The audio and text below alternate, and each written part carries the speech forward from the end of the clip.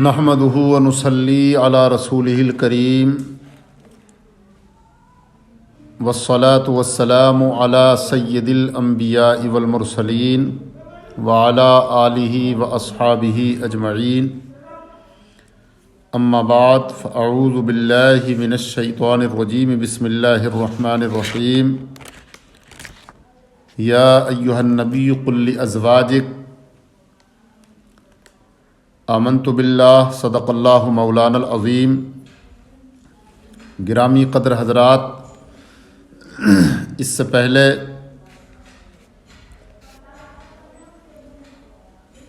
کہ ہم کچھ بیان کریں، ایک مرتبہ اپنے آقا و مولا حضور سید المرسلین خاتم النبیین صلی اللہ تعالی علیہ وسلم کی بارگاہ بے کس پناہ میں درود و سلام کا ہدیہ محبت پیش فرما لیں۔ اللہم صلی علی سیدنا و مولانا محمد وبارک وسلم، صلاۃ و سلاما علیک یا رسول اللہ صلی اللہ تعالی علیہ وسلم۔ حضرات،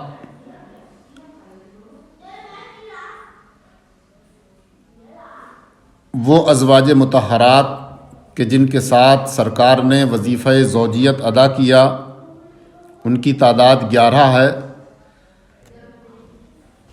ان میں سب سے پہلی وہ خاتون کہ جن کو امت کی ماں ہونے کا شرف حاصل ہے، ان کا نام حضرت خدیجۃ الکبریٰ ہے۔ ان کا ذکر ہم پہلے کر چکے ہیں۔ دوسری وہ خاتون کہ جن کو ام المومنین ہونے کا شرف حاصل ہوا، حضرت سیدہ سودا رضی اللہ تعالی عنہا ہیں۔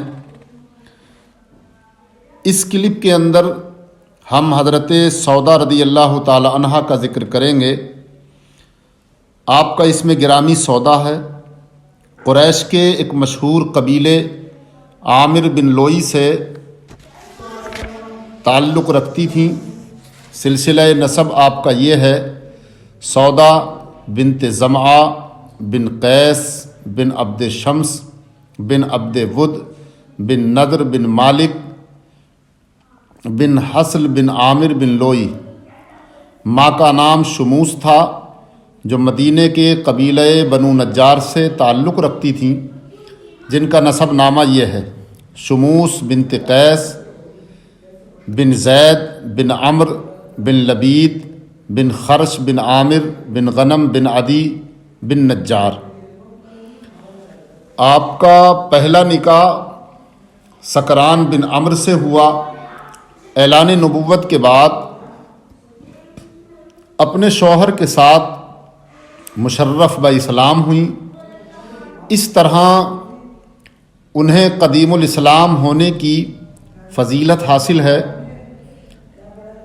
مکے میں دوسرے مسلمانوں کی طرح آپ اور آپ کے شوہر کفار قریش کے ظلم و ستم کا نشانہ بنے، اور جب ان شدتوں کی بنا پر ہجرت حبشہ کا حکم ہوا تو یہ مقدس جوڑا حبشے کی طرف ہجرت کر کے چلا گیا۔ چند سال حبشے میں قیام کے بعد اپنے شوہر کے ساتھ آپ مکہ واپس آئیں، جہاں آپ کے شوہر نامدار سکران نے کچھ دنوں بعد وفات پائی۔ حضرت خدیجۃ الکبریٰ رضی اللہ تعالی عنہ کے وصال کے بعد امہات المؤمنین میں سب سے پہلے حرم نبوی میں داخل ہونے کا شرف حضرت سودا کو حاصل ہوا۔ یہ ہم بتا چکے ہیں۔ حضرت خدیجہ کا وصال ہوا تو سرکار کو مونس و غمخوار رفیقہ حیات کی جدائی کا بہت صدمہ ہوا اور آپ رنجیدہ خاطر رہنے لگے۔ خولہ بنت حکیم حضرت عثمان بن مظعون کی زوجہ نے جب یہ کیفیت دیکھی تو عرض کیا کہ حضور، آپ کو ایک مونس اور رفیق کی ضرورت ہے۔ آپ نے فرمایا ہاں ضرورت تو ہے، اس لیے کہ بال بچوں کی پرورش اور خانگی امور اور معاملات کی ذمہ داری خدیجہ پر تھی۔ ان کے وصال سے خلا پیدا ہو گیا ہے۔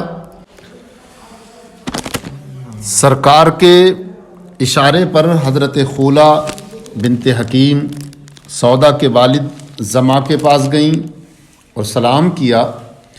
پھر سودا سے رسول اکرم صلی اللہ تعالی علیہ وسلم کے نکاح کا پیغام عرض کیا. انہوں نے کہا محمد شریف کفو ہیں لیکن سودا سے بھی دریافت کر لو. سودا کی رضامندی پر رسوم رشتے کی تکمیل ہو گئی. سرور کائنات حضرت سودا کے گھر بنفس نفیس تشریف لے گئے. زمعہ یعنی ان کے والد نے نکاح پڑھایا.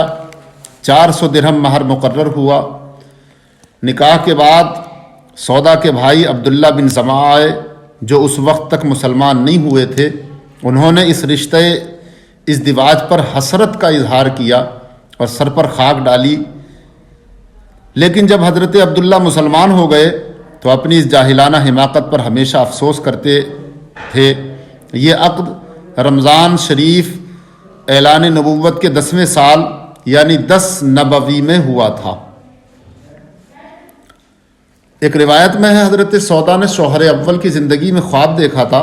شوہر سے بیان کیا تو انہوں نے اس کی تعبیر اس طرح فرمائی کہ شاید میری موت کا زمانہ قریب ہے, تمہارا نکاح رسول اللہ صلی اللہ تعالی علیہ وسلم سے ہوگا. چنانچہ اس خواب کی تعبیر حرف بحرف صادق آئی.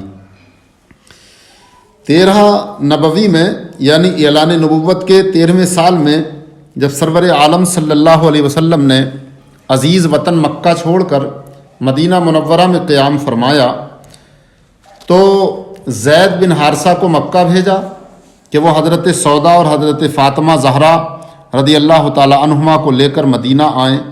چنانچہ آپ حضرت زید کے ساتھ مدینہ آ گئیں اور 2 ہجرتوں کی فضیلت سے آپ کا دامن کمال مالا مال ہو گیا. حجۃ الوداع یعنی 10 ہجری میں آپ رسول گرامی وقار صلی اللہ تعالی علیہ وسلم کی ہم رکاب تھیں. چونکہ آپ بلند قامت فروا اندام تھیں جس کی بنا پر بھیڑ بھاڑ میں تیزی کے ساتھ چلنا مشکل تھا, اس لیے حضور نے آپ کو اجازت دی کہ مزدلفہ سے عام لوگوں کی روانگی سے پہلے تم کو روانہ ہو جانا چاہیے کیونکہ بھیڑ بھاڑ میں چلنے سے تمہیں زحمت ہوگی. حضرت سودا کا قد لمبا, جسم فربا, ازواج مطہرات میں آپ سب سے بلند قامت تھیں. حضرت عائشہ نے فرمایا کہ جس نے ان کو دیکھ لیا وہ اس سے چھپ نہیں سکتی تھیں. حضرت سودا سے صرف 5 حدیثیں مروی ہیں جن میں سے ایک بخاری شریف میں بھی ہے. صحابہ میں ابن عباس, ابن زبیر اور یحییٰ بن عبد الرحمن بن اسد بن زرارہ نے ان سے روایت کی ہے. رسول اکرم صلی اللہ تعالی علیہ وسلم کی اطاعت و فرما برداری میں ممتاز تھیں. حضور نے حجۃ الوداع کے موقع پر ازواج مطہرات سے فرمایا تھا میرے بعد گھر میں بیٹھنا. چنانچہ حضرت سودا نے اس حکم کی تعمیل اس شدت کے ساتھ کی کہ حجۃ الوداع کے بعد کبھی حج کے لیے نہ نکلی بلکہ فرمایا کرتی تھی میں نے حج اور عمرہ دونوں ادا کر لیا ہے, اب رسول خدا کے حکم کے مطابق میں گھر میں بیٹھوں گی.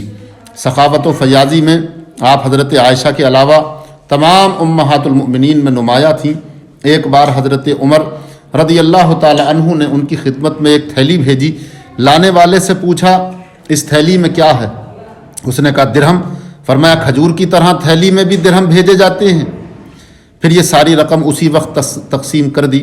وہ طائف کی کھالیں بناتی تھیں اور اس سے جو آمدنی ہوتی تھی اس کو نہایت آزادی کے ساتھ نیک کاموں میں خرچ کرتی. ایثار میں بھی لاجواب تھیں. آپ جب کبر سن ہو گئیں یعنی جب بوڑھی ہو گئیں تو خیال آیا کہ کہیں نبی کریم صلی اللہ تعالی علیہ وسلم ان کو طلاق نہ دے دیں اور آپ رسول اللہ صلی اللہ علیہ وسلم کی زوجیت کی فضیلت سے محروم نہ ہو جائیں. اس بنا پر آپ نے اپنی باری حضرت عائشہ کو دے دی تھی اور انہوں نے خوشی سے قبول کر لی تھی. دجال سے آپ بہت ڈرتی تھیں. ایک مرتبہ حضرت عائشہ اور حضرت حفصہ کے پاس آ رہی تھیں. ان دونوں نے مذاق کے طور پر کہا تم نے کچھ سنا ہے؟ پوچھا کیا؟ انہوں نے کہا دجال نے خروج کیا ہے یعنی دجال نکل آیا ہے. حضرت سودا یہ سنتے ہی پریشان ہو گئیں.